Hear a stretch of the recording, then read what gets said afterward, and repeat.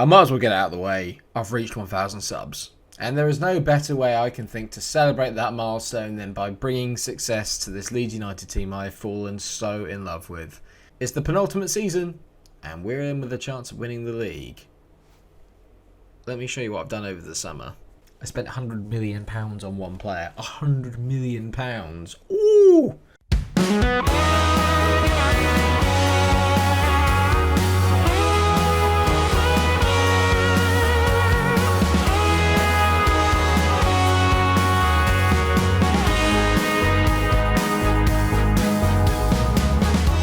And that's because there was a max exodus over the summer. We will start with a few of them. Omar Molina went for £34 million. Considering I bought him for 9.5, that's pretty decent. Was a good player for me, but ultimately I've improved, and you'll see why in a minute. Miguel Azevedo went for £33 million to Wolves. We knew he didn't like me, and he made that perfectly clear, so I had to get rid of him. Cameron Adams also went to Borussia Dortmund for £31 million, so they actually gave me £65 million overall during this window. This is a bit of a stinger, actually, because I brought him in for £85 million. I've moved Joshua Zirkzee on for £30 million. Yeah, complete flop. There's no getting around it. Probably one of the most expensive flops I've ever had, aka Jadon Sancho. He's in there with that kind of group. 6 goals in 24 games last year. Just not good enough for the value I paid for him. Another player that went is Dominic Zamblé. Again, made a profit on him, another £12.5 million. I sold him for £22.5 million to Nuremberg over in Germany. Was never really going to be a first team regular, so I thought it was time to let him go.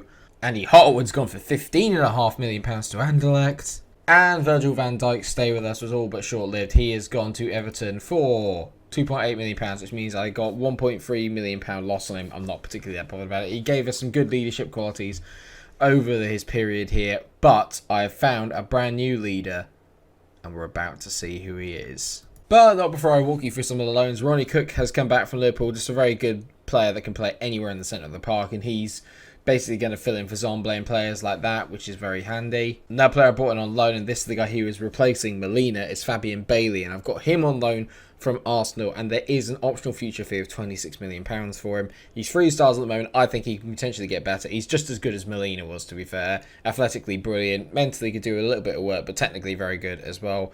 So pretty much got everything I need to do. He's already got himself a few goals as well for me, which is very impressive. And the last loan is just to come in and cover for Azevedo, and that is Joachim Mail. I am going to be signing him for around about £9 million. I could not loan him in without it. He's 31 years old. £9 million isn't too bad overall, and I do think I can get maybe another 2 or 3 good years out of him. It's mainly just because he provides a little bit of experience in what is otherwise a very, very young squad.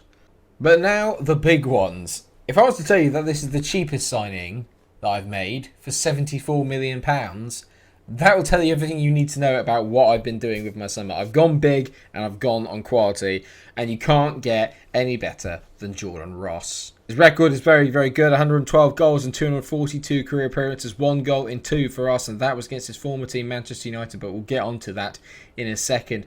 £74 million brought me this, a guy who has come in to replace Zirkzee, and he already looks much better. Most notably, last year, he actually won the Golden Boot. He's never played at anything less than a 7 in any of the teams that he's been in. Last year, 25 goals and 37 appearances in the league. Massively impressive. I think we've got an absolute star here to go up front with Leo. Insane. Just look at the physicals, look at the mentals. Just everywhere where you need him to be good. He's awesome. The next big signing, £80 million I spent on Mario Duque, or Duke, I have no idea how you say it. Arguably the best defender in the game in terms of just attributes. Just look at him. Physically, no one gets near him. Mentally, incredible. Well, leadership could do with a bit of work. It's only down at 9, but that's actually gone up because it was 8 when I bought him. But everything else is amazing for a defender. Determination of 18, you can't go wrong. Heading 19, tackling 18. On a defender, it's just unbelievable. 21 years old, £80 million from Arsenal. He was one of the fundamental reasons why they did so well last year. They barely conceded any goals. This guy's part of the reason why. But he's not the biggest signing. The biggest signing for a whopping £95 million, rising to £100 million with add-ons, is a player you'll actually know.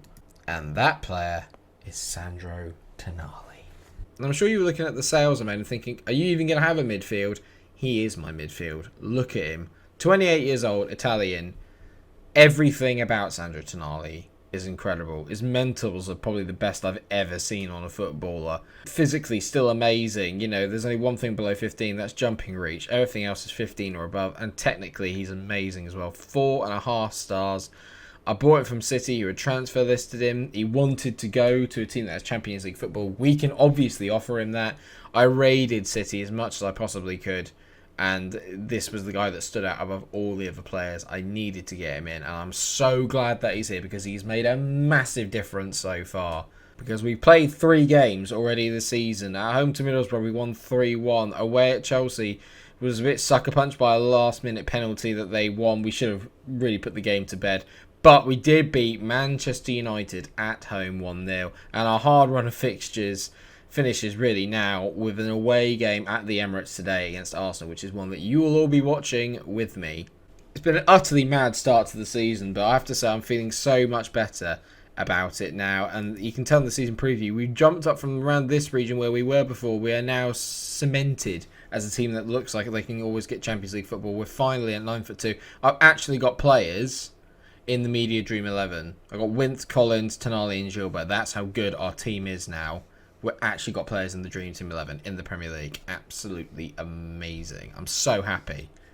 So naturally, we're going to get stuck into the game against Arsenal today. But before that, we've actually got the Champions League draw, which we need to have a look at now. We are the third season of the draw. Liverpool obviously won the Champions League last year by the looks of things. They're winning everything at the moment. They are easily the best team in the game and in Europe. So it's just obvious that they have to be in our team. For the record, actually, Liverpool made one really big signing over the summer. I bet you can't guess who it was. Some of you are really going to laugh at this. But I was right about him. Leonardo Coutrin is at Liverpool. £87 million they spent on him. Well, let's just open up and see what the first load of groups have in store then. So let's see what the bad ones are. They're all pretty bad, to be fair. So we have a choice of Bayern or Atletico, Benfica or Dortmund, Krasnodar or PSG, Real Madrid and Juventus, Monaco and Porto. Well, I think Monaco, Porto or Krasnodar PSG would be fine, please. We avoided Bayern and Atletico. That goes to Milan, Leeds, Benfica and Dortmund. Right. Okay. Well, it could have been worse. Hertha Berlin got Real Madrid and Juventus. So Galatasaray are the first ones out the hat and the 4 seeds. We've got Salzburg are quite difficult as well. That's annoying, really. I mean, it's easier than the group we had last year. Let's get that right, but that's still pretty difficult. I say last year, it was the year before last year. We didn't qualify for the Champions League last year. I might as well say it now. There will be a special video going on about the 1K because I've got special things planned for it. It's a big, big thing, obviously, for the channel for us to have it. And there is going to be a stream of TYC later, but that's not for the 1,000 sub stream. I'm going to... I just wanted to say thank you, really, more than anything else. It's been an amazing journey. It's been incredible. I could not be happier than how I am right now. I feel amazing and a bit surreal. I've been waiting for this to happen for like the last year and a half, so to finally be here. I'm not really sure what the next target is. It's something I'll talk about in the video, but I just really wanted to say thank you everyone who's subscribed and liked and shared and supported the channel. It just means everything. Thank you so much. I'm getting emotional just thinking about it. Anyway, Arsenal are currently first in the table, so they've got off to a really good start, but we owe them after they gave me a 5-0 whopping towards the end of last season. I wasn't happy about it then. I'm still not happy about it now. Chelsea and Liverpool have drawn, which is good news for me, because that means that Liverpool drew. If Liverpool drew Chelsea, it makes my draw with Chelsea feel alright as well. Okay, so it's pretty much even Stevens between us and Arsenal. They've won 8, drawn 1, and we've won 7. So it's a very even record. Usually the team that plays away loses. Let's hope that's not the case today, though. So this is how the team is lining up now. And you can tell there's a lot more stars in this region here. So Wentz is still in goal. And you've got Dieter, Pavlovic, Duque, and Collins as the back 4. Let me know if you think it's Duke or Duque. I'm going to say Duque for the time being because it sounds better than Duke.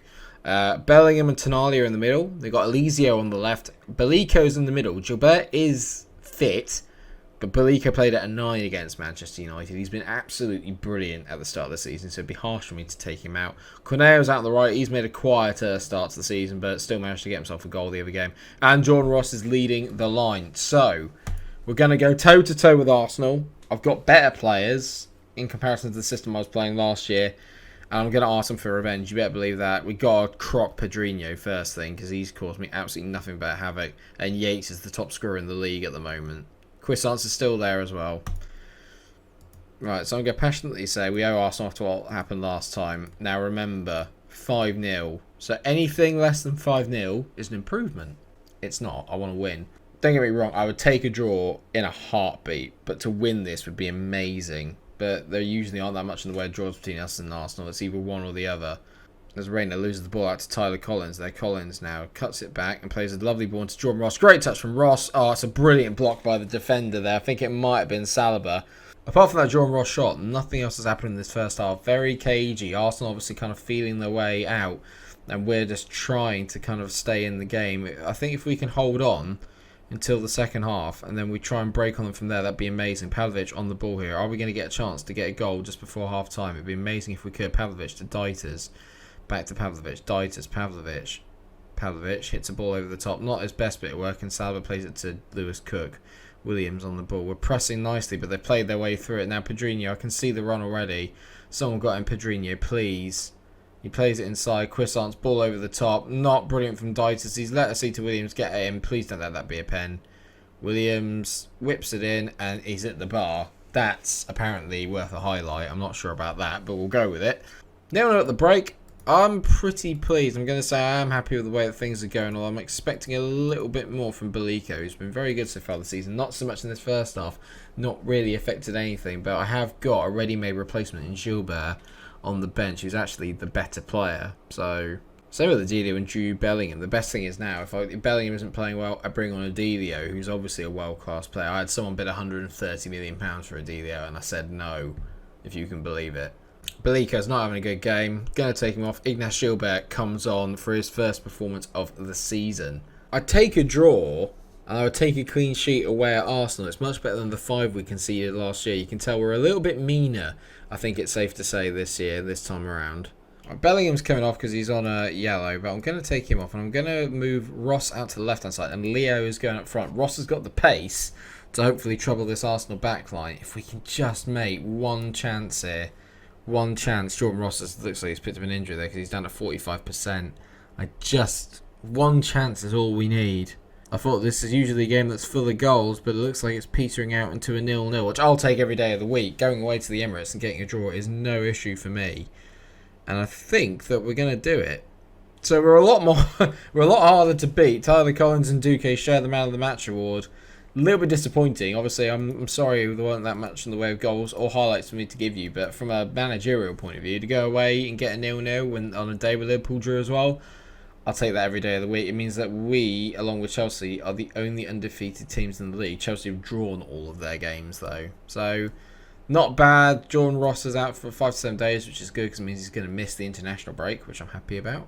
And we're going to find out then just how good we are when we will come back for not the game against Benfica. Let's come back for the home game against Villa and the home game against Borussia Dortmund in the Champions League. Because I think that could be a tournament that we're not going to win. But obviously I want to make the most of when we are in the Champions League, especially this year, considering we've not seen that much of the way of Champions League football throughout the save. So I think it'd be nice to sit down and watch some of the other big teams in Europe like Dortmund. But how do you think we're going to get on in the Champions League group? And what do you make of my signings? I have to say, to have 8 points at 12 in 4 fixtures that contain Chelsea and Arsenal away and United at home, I think that's a really good start to the season. If we can put all the other teams to bed, we are in business. But let me know what you think in the comment section down below. Thank you so much for watching the video. I hope you have enjoyed it. If you have, of course, you know what to do. Please do drop a like, share and subscribe. Make sure that you come back for the next episode of the Leeds Save or any of the other saves that are going on the channel at the moment. Thank you so much for your support. It's really, really appreciated. Make sure you go and follow me or support me in any of the links down in the description. Go take a look. It won't hurt you. Thank you so much for watching. Take care of yourselves, everyone. Until I see you again, stay cool.